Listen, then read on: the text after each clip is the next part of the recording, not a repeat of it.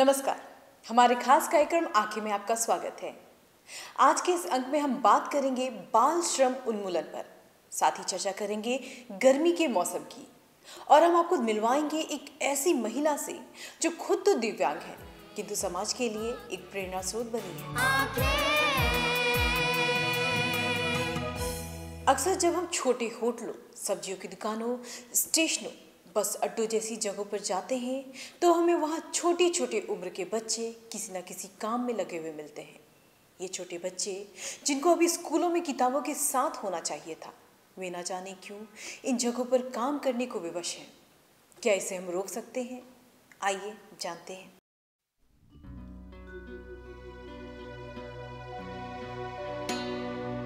पढ़ाई क्यों नहीं करते हो? मैं मम्मा के इसलिए नहीं करता। मैंने और घर में कोई नहीं है? माँ है, माँ बहन है। और तो तुम ही मैंने ये बेच के कभी? हाँ, घर चलाता।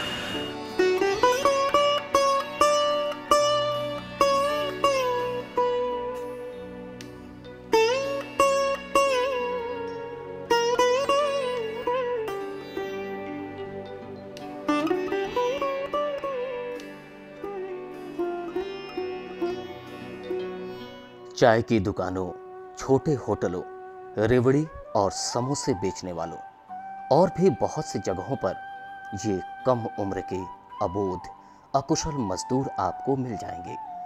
इनके नाम भी एक जैसे होते हैं, पप्पू, छोटू आदि। किसी देश का भविष्य कहे जाने वाली ये पीढ़ी बच्चे जानबूझकर ढकेले जा रहे श्रम की खदान में, जो शायद उनका स्थान नहीं। इनके हाथ तो बढ़ने चाहिए किताब और कापियां संभालने के लिए, लेकिन ये बढ़ रहे मजदूरी पाने के लिए। ये हैं बाल श्रमिक और इनका श्रम बाल श्रम। आज भी बाल श्रम एक गंभीर समस्या है। सरकारों ने अनिवार्य शिक्षा का अधिकार कानून बना दिया, मगर बाल श्रम रोकने में सरकार सफल नहीं हो सकी। ये चिंताजनक हालात हैं।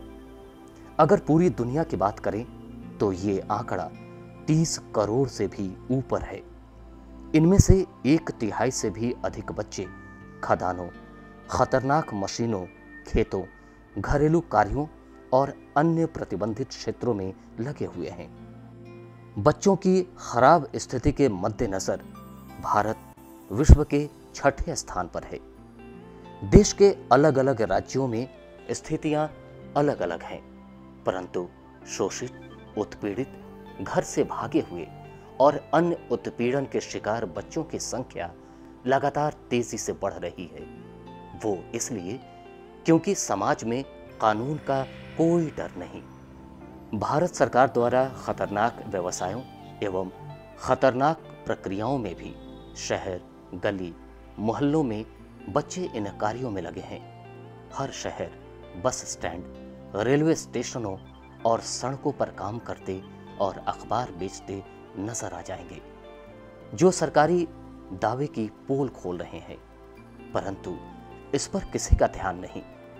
घरों में कम पैसा देकर लोग छोटे छोटे बच्चों से काम करवाते हैं। ऐसा सिर्फ कम पढ़े लिखे घरों की कहानी नहीं, अपितु पढ़े लिखे लोग भी इस तरह की मानसिकता को बढ़ावा देते हैं। सरकार के तमाम वायदों के बावजूद बच्चों का बचपन सुरक्षित नहीं हो पा रहा। राष्ट्रीय एवं राज्य स्तर महिला बाल विकास तथा बाल अधिकार संरक्षण आयोग के होते हुए भी बच्चे अपने अधिकारों से वंचित हैं। देखिए, बाल श्रम की जो समस्या है केवल बिहार के बारे में ही मैं नहीं बताऊंगा, ये पूरे भारत की एक बहुत बड़ी समस्या है। और इसका एक सबसे बड़ा कारण है गरीबी। चूँकि जो गरीब हैं उनके लिए हर एक व्यक्ति, उसका हर एक मेंबर, वो बच्चा हो या बूढ़ा हो, वो एक अर्निंग मेंबर होता है। तो सबसे पहली बात तो है गरीबी, और इस कारण पूरे भारत में बाल श्रम एक बहुत बड़ी समस्या है। लेकिन बिहार जो है अति पिछड़ा राज्य है, आर्थिक दृष्टिकोण से भी पिछड़ा हुआ है, तो यहाँ पे ये जटिल समस्या है बाल श्रम। लेकिन बाल श्रम पे सरकारें काम कर रही हैं, लेकिन देखा जाए तो उसका रिजल्ट जो है बहुत सकारात्मक नहीं आ पा रहा है। जिन खतरनाक व्यवसायों एवं प्रक्रियाओं में बाल मजदूरी निषिद्ध है, उन पर सरकार को निगरानी रखनी चाहिए। जो परिवार गरीब है, उनके लिए आर्थिक स्वावलंबन का उपाय भी सरकार को करना होगा। अगर हम सच में बाल श्रम को जड़ से खत्म करना चाह रहे हैं, तो हमें इससे संबंधित सभी नियमों को तत्काल प्रभावी ढंग से लागू करना होगा। बाल श्रम उन्मूलन की दिशा में राज्य सरकार द्वारा एक बहुत महत्वपूर्ण कदम उठाए गए हैं। इसके लिए एक चाइल्ड लेबर ट्रैकिंग सिस्टम बनाया गया है। इसमें अब तक 3489 बच्चों का नाम CLTS में दर्ज है। इनको हम लोग ट्रैक कर रहे हैं कि ये फिर से वहाँ न चले जाएं, और लगभग 804 CLTS में दर्ज बच्चों को हम लोग 25,000 रुपये के दर से कुल 2 करोड़ 1 लाख रुपये राशि उन बच्चों के बीच वितरित कर चुके हैं 25,000 की दर से। इसके अलावे हम लोग एक व्हाट्सएप नंबर भी जारी किया है, जिसका नंबर है 947112299133।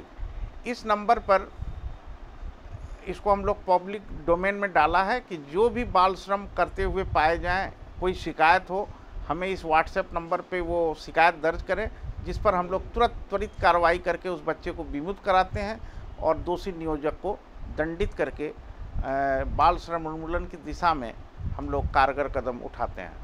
लेकिन जहाँ तक है कि ये तो सरकार अपनी ओर से सारे प्रयास कर रहे हैं, परंतु इसमें जब तक समाज का जुड़ाव नहीं होगा, वो इसमें जागरूक नहीं होंगे, तब तक बाल श्रम को सिर्फ हमारे और सरकार के भरोसे उन्मूलन कर देना संभव नहीं है।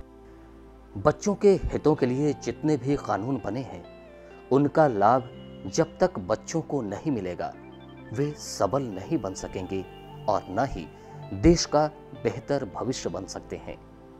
ये बात सिर्फ सरकार ही नहीं, नागरिकों को भी समझनी होगी। तभी हम अपने राष्ट्र को विकास की राह पर निर्बाध रूप से लेकर आगे बढ़ सकते हैं। अगर हमें अपने समाज में बाल श्रम को खत्म करना है, तो इसके लिए हमें भी आगे आना होगा और सरकार के साथ हमें भी इसके सुधार में भागीदारी देनी होगी। फिलहाल वक्त हो चला एक छोटे से ब्रेक का। ब्रेक के बाद हम चर्चा करेंगे गर्मी के मौसम की।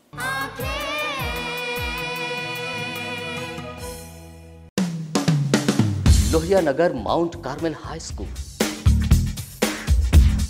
एक ऐसा स्कूल जहां उपलब्ध है हाईटेक क्लास की facility, upgraded library, smart class facility, lab and computer class की फैसिलिटी के साथ हॉर्स राइडिंग की भी सुविधा। इसके अलावा बच्चों के खेलने के साथ आने जाने की भी सुविधा। एडवांस सुविधाओं से लैस Lohia Nagar Mount Carmel High School, Gayatri Mandir road, Kankarbagh, Patna. आपके रक्त की एक बूंद किसी की जिंदगी बचा सकती है, तो आइए हम सब मिलकर रक्तदान करें। रक्तदान महादान, जनहित में जारी।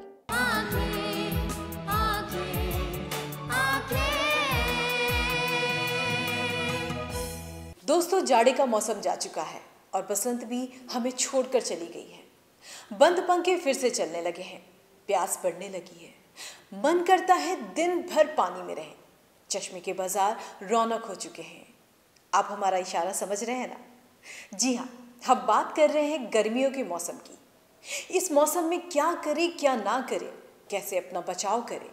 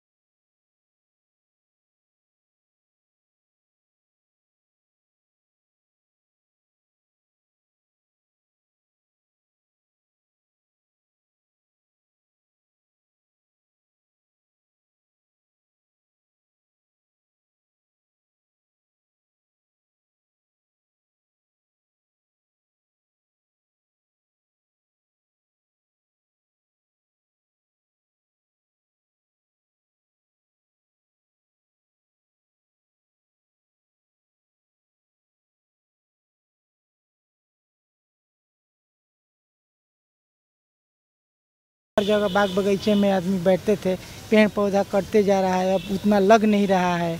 इसके वजह से यहाँ तो थोड़ा है कि चारों तरफ वृक्ष लग रहा है, इसलिए थोड़ा यहाँ हवा मिल रहा है। गर्मी से आदमी बच्चे सब परेशान हैं, स्कूल जाते हैं, ऑफिस जाते हैं, एकदम थके रहते हैं। हर गरीब आदमी के पास सुविधाएं है नहीं, वो गरीब आदमी जाए तो कहाँ जाए, इतना धूप है, जो पेट है, पेट के लिए तो निकलना ही पड़ता बाहर। पेट अगर नहीं रहता तो घर ही लोग पड़े रहते। अगर हम नहीं कमाएंगे मेरा बाल बच्चा क्या खाएगा। ऐसा नहीं कि बाजार में रौनक नहीं, रंग बिरंगी टोपियां, चश्मे की दुकानें सज गई हैं। बस गर्मी की वजह से लोग कम हैं सड़कों पर।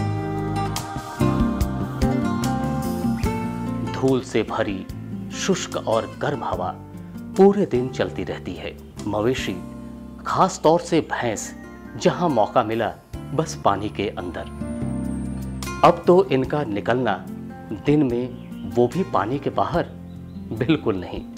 ये मौसम बेहद थका देने वाला, और अगर खुद का ध्यान न रखा जाए तो बीमार होना बहुत ही आसान, क्योंकि हीट स्ट्रोक, पानी की कमी, डायरिया, हैजा और अन्य स्वास्थ्य संबंधी परेशानियां आसानी से आपको अपना शिकार बना लेंगी। कुछ बातों का ध्यान रखा जाए तो हम इस मौसम का भी मजा ले सकते हैं और खुद को सही सलामत रख सकते हैं। इस मौसम में आरामदायक सूती कपड़े पहने। चूंकि ये गर्मी का मौसम है, इसलिए ठंडे पदार्थ और फलों से भरे पड़े हैं, अतः ठंडे पदार्थ खाना और पीना जरूरी है। इस मौसम में लू न लगे, इसलिए प्रचुर मात्रा में पानी पीना चाहिए। इससे शरीर में पर्याप्त नमी बनी रहेगी। यदि संभव हो तो सुबह 10 बजे से शाम 5 बजे तक बाहर नहीं जाना चाहिए, क्योंकि पाराबैंगनी किरणों का विशेष प्रभाव रहता है।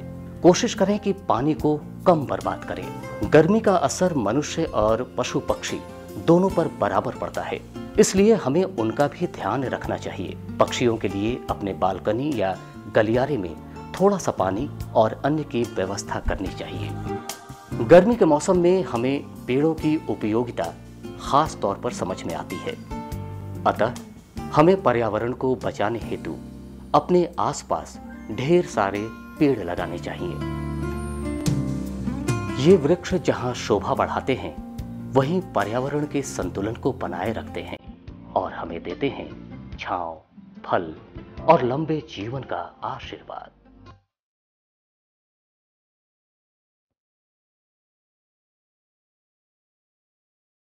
इस गर्मी के मौसम में अगर गर्मी के प्रभाव से बचना है तो इन सब बातों पर विशेष ध्यान देना होगा, तभी आप गर्मी के प्रभाव से बच सकेंगे।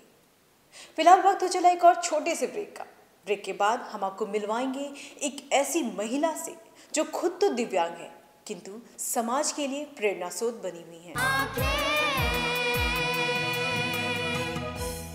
ज्ञानस्थली हाई स्कूल, जहां दी जाती है हाईटेक क्लास की फैसिलिटीज, खेलने की सुविधा, स्मार्ट क्लास की सुविधा, लेटेस्ट किताबों वाली लाइब्रेरी की सुविधा, लैब की सुविधा, बच्चों के लिए कंप्यूटर क्लासेस की सुविधा, साथ ही आने जाने की facilities. Gyansthali high school, Alamganj, Patna. आपके रक्त के एक बूंद किसी की जिंदगी बचा सकती है। तो आइए हम सब मिलकर रक्तदान करें। रक्तदान महादान। जनहित में जारी।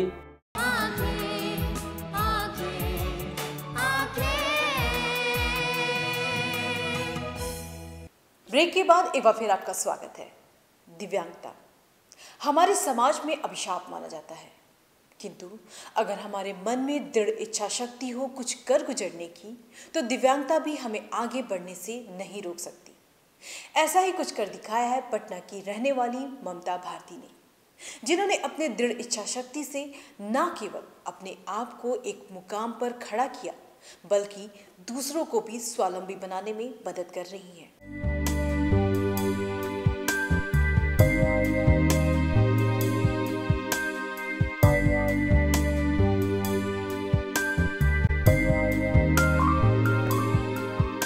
अपने हाथों से मधुबनी पेंटिंग बनाती ये हैं ममता भारती।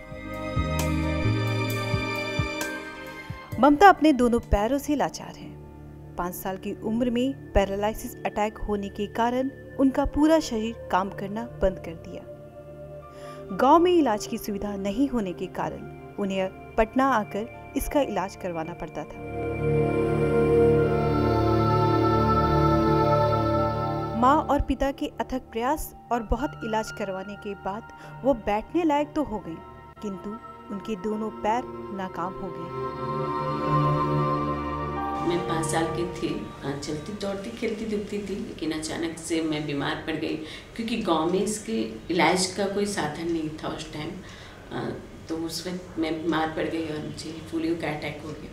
मम्मी पापा ने अपने तक जहाँ तक संभव हुआ बहुत इलाज करवाया, लेकिन कुछ खास ज़्यादा हुआ नहीं। लेकिन पटना में क्योंकि पूरी शरीर में मुझे पोलियो का अटैक था और पैरालिसिस पूरी मार दिया था, लेकिन जब इलाज चला तो यहाँ मुखोपाध्याय इलाज हुआ पटना में, और तो मैं उठ के बैठ तो गई, लेकिन फिर आगे ठीक नहीं हो पाए क्योंकि इलाज वो 6 महीना यहाँ रहते थे और 6 महीना विदेश चले जाते थे। तो उसकी वजह से थोड़ा सा प्रॉब्लम्स हो गए। और कुछ लोगों का माँ बाप हमेशा चाहते कि उनकी बच्ची जल्दी से ठीक हो जाए। तो कुछ किसी ने कहा पापा से कि डॉक्टर साहब तो 6 महीना में ठीक करेंगे, हम आपकी बेटी को 3 महीने में ही ठीक कर दें। तो पापा उस चीज़ से उनका दवाई बंद करके उनका दवाई स्टार्ट करते हैं, लेकिन ऐसा कुछ हुआ नहीं और डॉक्टर साहब भी फिर विदेश चले गए। फिर कभी गए, फिर तो बहुत सारे इलाज चलते रहे, लेकिन ऐसा कुछ खास फर्क पड़ा नहीं। दोनों पैरों से नाकाम होने के बावजूद भी ममता ने अपनी हिम्मत नहीं हारी। वह जीवन में कुछ करना चाहती थी, आगे बढ़ना चाहती थी। यही कारण रहा कि ममता ने 1993 में अपने गांव से मैट्रिक की परीक्षा पूरी कर ली, किंतु इलाज के कारण उन्हें अपने आगे की पढ़ाई में काफी समस्याओं का सामना करना पड़ा। हर रोज कॉलेज की समस्याओं से जूझती और घर आकर अगले दिन कॉलेज नहीं जाने को कहती और दूसरे दिन फिर हिम्मत जुटाकर अपने ख्वाब को पूरा करने निकल पड़ती। प्रॉब्लम तो थे रोज का मेरे लिए प्रॉब्लम से। कभी कभी लगता था कि मैं नहीं जाऊंगी, कभी ऐसा सिचुएशन होता था कि घर में रोने लगती थी कि मुझे अब नहीं जाना, कॉलेज मुझे नहीं करना, मैं घर में ही तैयारी करूंगी। लेकिन मम्मी कहती अच्छा ठीक है। फर्स्ट डे कहती थी कि ठीक है मत जाओ, छोड़ दो तुम। फिर रात भर तो मैं जो मायूस होकर सो जाती थी, लेकिन सुबह उठ के फिर मैं रेडी होती और मम्मी कहती कहाँ जा रही हो? तुम कहती कॉलेज जाना है मम्मी, कितना काम है कॉलेज में। तुम कहती तुम्हें तो बोली नहीं जाना है। कहलिए हम डर के कितना दिन रहेंगे, हमको तो रोज का ये झमेला है, रोज मुझे लोग बोलेंगे, रोज मुझे कॉलेज में प्रॉब्लम फेस करना होगा, तो मैं कितना भागूंगी। और आज मुझे खुशी है कि मैंने उन चीज़ों को फेस किया। अगर नहीं करती तो शायद मैं इस मुकाम पे कभी नहीं पहुंच पाती। उनकी यही हिम्मत और जज्बे के कारण उन्होंने 2006 में फैशन डिजाइनिंग और पटना कॉलेज से 2012 में बैचलर ऑफ फाइन आर्ट्स से स्नातक की डिग्री हासिल की। 2012 में पास आउट होने के बाद ममता जब एडमिशन लेने दिल्ली पहुंची तो वहां एक घटना ने उन्हें झंझोर कर रख दिया। वहां के प्रिंसिपल ने उन्हें दोनों पैरों से लाचार होने की वजह से एडमिशन नहीं दिया। जो मैंने पास आउट 2012 में मैंने किया कॉलेज से, उसके बाद मैं दिल्ली गई। मेरा वहाँ पे एडमिशन भी हो गया था मास्टर ऑफ फाइन आर्ट्स के लिए, लेकिन वहाँ पे जो प्रिंसिपल थे उन्होंने एकदम मना कर दिया कि आपका एडमिशन नहीं हो सकता है क्योंकि आप अपाहिज से हैं एंड आप यहाँ कैसे रहेंगे कॉलेज में। हम बोले सर हम सारे प्रॉब्लम फेस कर लेंगे, आप सिर्फ एडमिशन ले लीजिए। लेकिन वो एकदम राजी नहीं हुई। ठीक लास्ट मोमेंट पे उन्होंने इतना उन्होंने इतना डिमोलाइज किया कि मुझे लगा कि शायद आई डोंट नो नहीं कुछ हो सकता है। उस वक्त लगा कि मैं बिल्कुल टूट गई। लेकिन कहते हैं कि जब इंसान टूटता है तभी आगे बढ़ता, और वो एक दौर था 2000। और फिर एकदम शांत होकर बैठ गए 1 साल के आसपास। फिर 2013 में मेरी एक फ्रेंड है, वो आई और बोली प्लीज स्टॉप। दिल्ली की घटना ने ममता के आत्मविश्वास को तोड़कर रख दिया था। ममता अपने जीवन से मायूस हो चुकी थी। तभी उनके एक साथी ने उन्हें फिर से प्रोत्साहित किया और ममता ने फिर से अपने आत्मविश्वास को जागृत किया और मधुबनी पेंटिंग में 6 महीने का कोर्स किया और आज वह किसी पर आश्रित नहीं है। मधुबनी पेंटिंग के क्षेत्र में ममता एक मुकाम हासिल कर चुकी हैं। इस क्षेत्र में कई पुरस्कारों से इन्हें नवाजा भी गया है। इन्हें राज्य सरकार की ओर से मधुबनी पेंटिंग के क्षेत्र में सीता देवी पुरस्कार एवं सशक्त नारी पुरस्कार से सम्मानित किया गया है। ममता आज मधुबनी पेंटिंग को अपना व्यवसाय बनाकर खुद ही नहीं, कई घरेलू महिलाओं और लड़कियों को मदद कर उन्हें सशक्त और स्वावलंबी बना रही हैं। मैंने इस पेंटिंग को, मधुबनी पेंटिंग को प्रोफेशन के रूप में अपना लिया और आज बहुत सारी लड़कियां जो इस क्षेत्र में काम कर रही हैं, जैसे शॉल है, साड़ी है और ज्वेलरी है, बहुत सारी चीज़ें हैं जिसमें मधुबनी पेंटिंग काम करते हैं। तो ये प्रोफेशन के तौर पे आज के डेट में बहुत सारे लोगों को बेनिफिट दे रहे हैं। जो घर की महिलाएं हैं, जो बाहर जा नहीं पाती हैं, घर में टाइम नहीं निकाल पाती, वो भी घर में 1-2 घंटा तो निकल ही जाता है उनका टाइम, तो ये करके वो थोड़ा इनकम कर लेती हैं। कभी कभी हम दिव्यांगों को देखकर उनका उपहास कर देते हैं या उन्हें हे दृष्टि से देखते हैं, मगर ममता को देखकर शायद लोगों का नजरिया बदले। अगर हम अपना दृष्टिकोण इनके प्रति बदले और इनके प्रति मानवीय दृष्टि का परिचय दें, तो यह भी समाज का एक महत्वपूर्ण अंग बनकर देश का नाम रोशन कर सकते हैं। बस जरूरत है इनमें निहित हीन भावना को दूर करने की और उनमें आत्मविश्वास जगाने की। सचमुच दिव्यांगता अभिशाप नहीं हो सकती, ये साबित कर दिखाया है ममता भारती ने। ये एक मिसाल है उन तमाम दिव्यांगों को जो खुद को बेबस और मजबूर समझते हैं। तो ये थी हमारी आज की प्रस्तुति। कार्यक्रम आंखें के अगले अंक में हम फिर से आपके साथ होंगे कुछ नई बातों के साथ। मगर जाने से पहले आपको हमारा कार्यक्रम कैसा लगता है हमें जरूर बताएं। हमारा ईमेल आईडी है lmcanke2017@gmail.com। फिलहाल आज के अंक में इतना ही। मिलेंगे अगले अंक में कुछ नए मुद्दों के साथ। तब तक के लिए हमें दीजिए इजाजत। नमस्कार।